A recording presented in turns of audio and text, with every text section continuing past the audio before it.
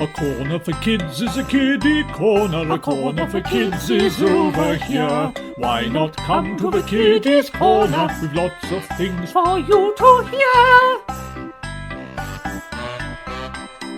Hello, children, and hello, Hampton. Do you remember Hampton? Of course you do. He's our pet snail, isn't he? And do you remember we set him a challenge?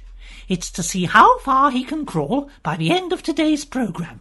It's all for charity, and those nice people at Slug for Slug, the pesticide that's kind to your hands, are donating a shiny new threepenny bit for every inch travelled. We've drawn a line on the floor and put a mark at every inch. Shall we put Hampton down and get started? I think we ought. There you go, Hampton. Is he facing the right way? I'm not sure. Well, plenty of time yet. Meanwhile, I've been talking to a very brave man indeed.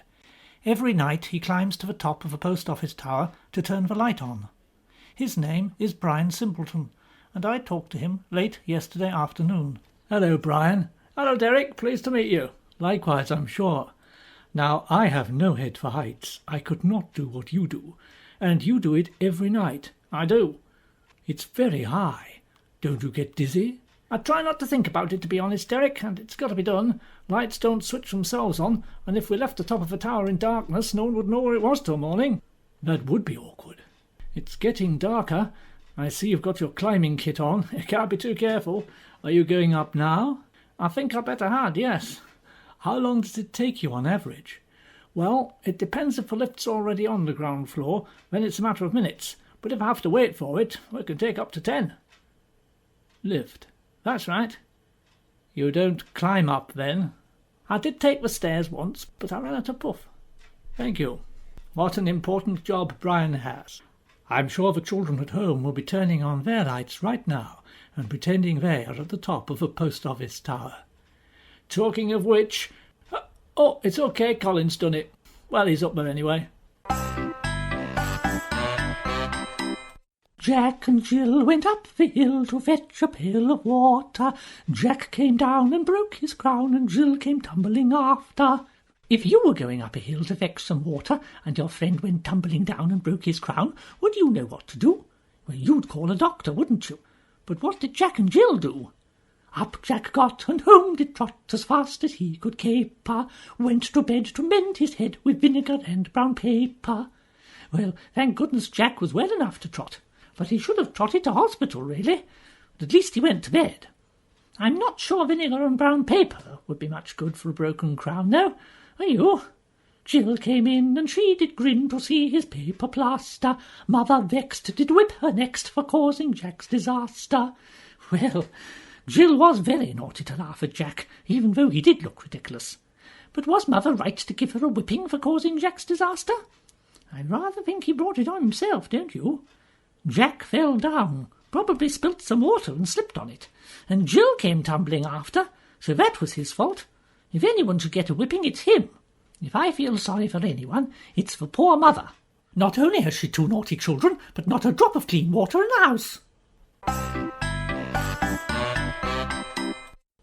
I wonder how Hampton is getting on. We'll go and see in a moment. But first it's time to have a look at your letters. It's so nice to get letters from you, but do watch for spelling and handwriting, won't you? This one is from Karen Foley, from Lower Grumpet. It's appallingly spelt. I know you're only 6, Karen, but that's no excuse for being sloppy. Roger from Banbridge on the Rise is much more literate. What lovely handwriting. And he says his son is only 5. He'd like a signed photograph of myself, Sheila, and Hampton. Well, I'm sure Hampton's handwriting is better than Karen Foley's from number 17 Clothcap Terrace, Grumpet. Well done, Hampton. There's a nice bit of letters waiting for you at the 5 feet mark.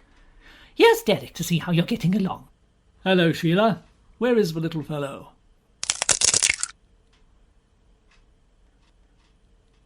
Ah, he's doing very well, isn't he? Raising lots of sixpences. Best let him get on with it, I think. I think we better had, yes. Before we go, there's just time to remind you about our Easter competition.